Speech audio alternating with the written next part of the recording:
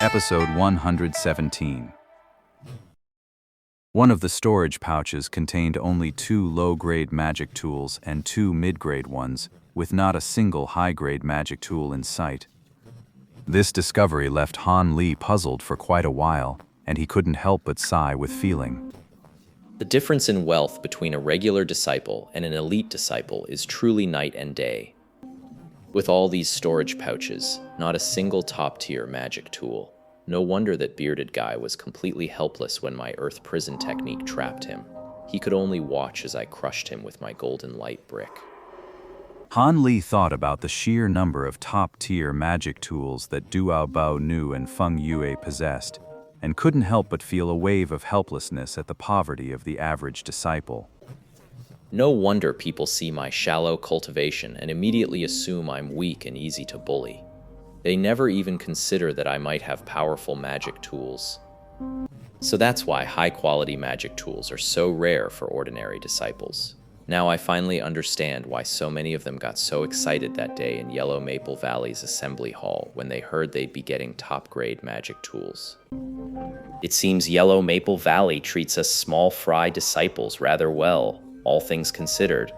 At least they're willing to part with dozens of high-grade magic tools to boost our morale. Actually, Han Li had still misjudged the situation. Even among the elite disciples sent by each sect into the Forbidden Zone, the number of top-tier magic tools they possessed was exceedingly rare. As for someone like the Many Treasures girl, decked out head to toe in top-tier magic tools, there are only a handful even among the elite disciples, and most of them have extremely prominent backgrounds. Your average elite disciple couldn't hope to match them. For someone like Han Li to have 3 or 4 top-tier magic tools on him was enough to make any so-called elite disciple drool with envy. After all, before reaching the core formation stage, aside from magic treasures, top-tier magic tools were the most formidable assets one could rely on in a fight. Each additional top-tier magic tool could completely revitalize one's combat strength. During his time at Yellow Maple Valley, Han Li had too little contact with his fellow disciples. That's why his understanding of the cultivation world remained so patchy. He still subconsciously assumed that all elite disciples had a huge stockpile of top-tier magic tools. Now, while he understood the scarcity of magic tools for ordinary disciples, he still hadn't fully grasped the true value of a top-tier one. For Han Li, it was hard to say whether this was a blessing or a curse. As for the lower and mid-grade magic tools, Han Li naturally ignored them, not even considering their use. He tested each of the top-grade magic tools one by one, and in the end, selected the 3 most powerful and practical ones as his backup equipment. A gleaming blue flying dagger, a sheet of gold foil, and a jade-green pot. These were the items Han Li had selected. The flying blade and the gold foil are both purely offensive magic tools. Nothing more to say about that. But this jadeite pot is a rare find. It's a much less common auxiliary magic tool. I just tested it. This pot can spray out a green hazy poison mist that envelops the enemy, poisoning them to death. At first glance, this magic tool's effect might seem decent, but in reality, it's a truly useless piece of equipment. Because any elemental barrier can block the poison mist, making it impossible for a cultivator to be truly poisoned. If I didn't think this green poison mist could temporarily blind an opponent and cause them some trouble, I really wouldn't have chosen this magic tool. After Han Li had sorted out all his gear and checked the time, he slipped quietly out of the tree hollow. Once he had his bearings, he set off at a steady, cautious pace. Flying directly into the ringed mountains from the air after dispelling the mist was absolutely out of the question. That would attract the attention of countless flying demon beasts and lead to a fatal swarm. Over the years, a few safe paths into the crater had been scouted out. Han Li headed straight for the nearest passage. The entrance to the passage wasn't far at all, and Han Li reached the location described in the records in no time. Hiding behind a large tree, Han Li was genuinely stunned by the sight of the endless, sky-obscuring fog before him. This endless white fog blots out the sky. I can't even see the entrance to the crater, let alone make out anything a single zhang into the mist. No wonder almost no one dared to climb this mountain before the Moonlight Pearl existed. It was no wonder Han Li was speechless for a good while, having to fend off attacks from all sorts of shadowy, elusive demon beasts in this thick fog. The fog is still this thick. Looks like the Heavenly Void sect disciple in charge of the treasure pearl hasn't started the spell to disperse it yet. With that thought, Han Li positioned himself behind a tree and began to wait silently. The spot I'm in faces the thick fog. It's all overgrown with wild trees and tall grass. You could easily hide a dozen people in there. It might look like I'm alone out here, but I know I'm not. There are only so many paths up this mountain. It's just that we're about to enter the mountains, so no one's bothering with me right now. Time passed in quarter-hour increments. After Han Li had waited for 3 or 4 hours, he suddenly sensed an astonishing surge of spiritual energy coming from the southwest. Then, a towering white pillar of light shot into the heavens from a place far in the distance, coalescing into a massive sphere of radiance above the endless sea of mist.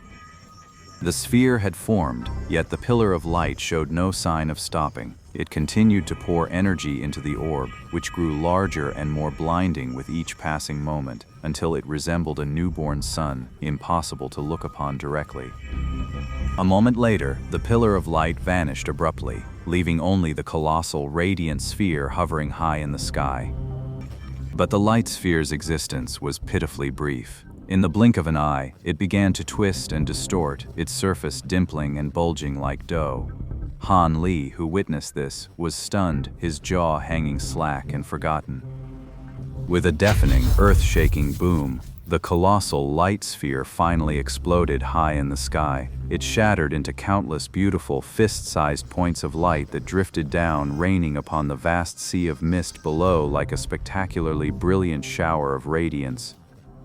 Each white orb that fell into the mist instantly animated the nearby fog, making it writhe like a living dragon. It surged desperately toward the orb's center, only to be instantly dissolved upon contact. The orb itself, however, would dim considerably in the process.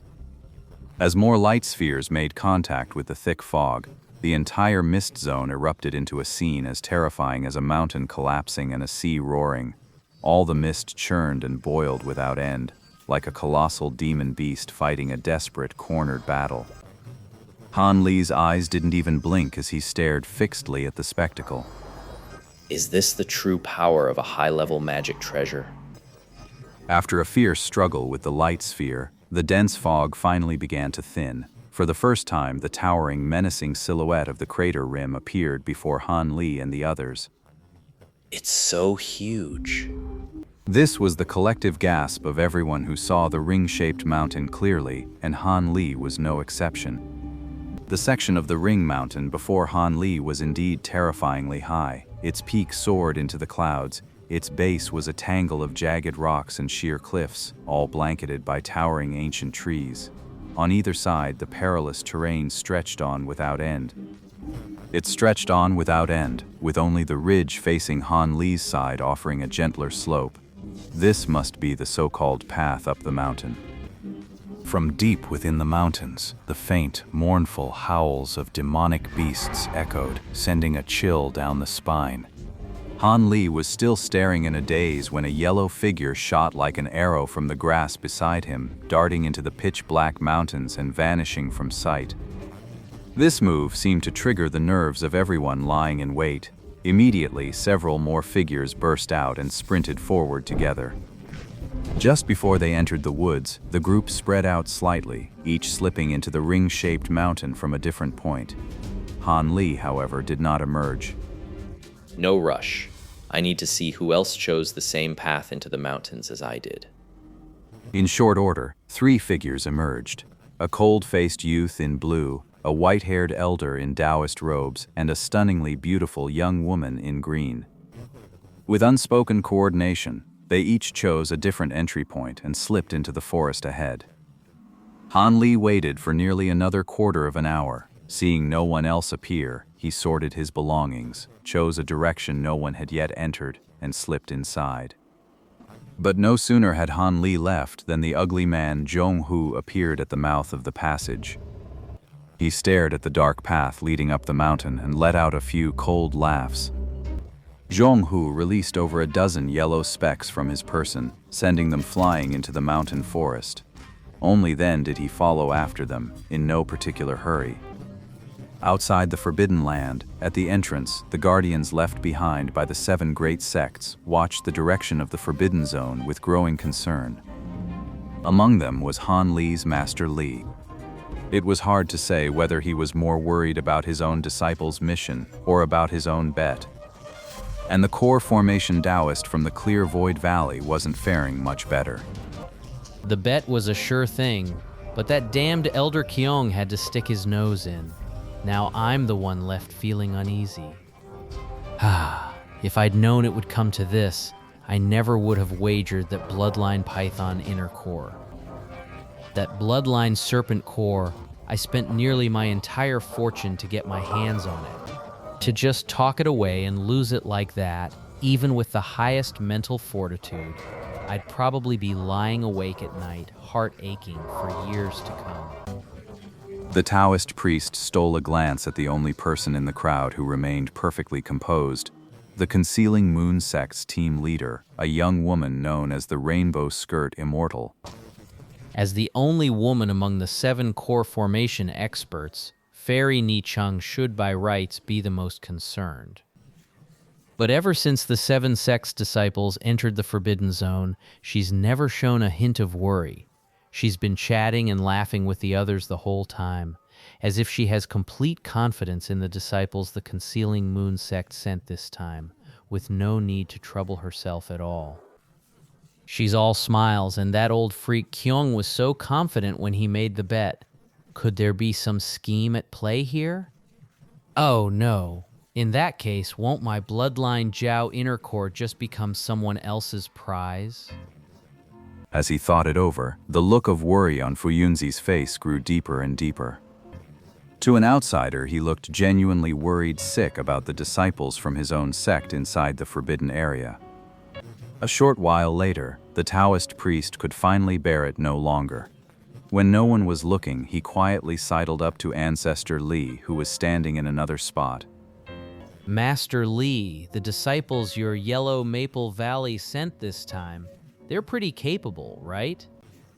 I just hope our 2 sects don't actually end up losing to that old monster Chong. I have some faith in the Clear Void Sect's disciples entering the Forbidden Zone. What do you mean? Are you looking down on our Yellow Maple Valley? Of course not. It's just that I find the disciples the Concealing Moon Sect sent this time a bit odd. I'm genuinely uneasy about it. That's true. I've also noticed something off about them. In the past, when has the Concealing Moon Sect ever sent disciples this young, and always in male-female pairs? Do they think this trip into the Forbidden Land is some kind of children's game?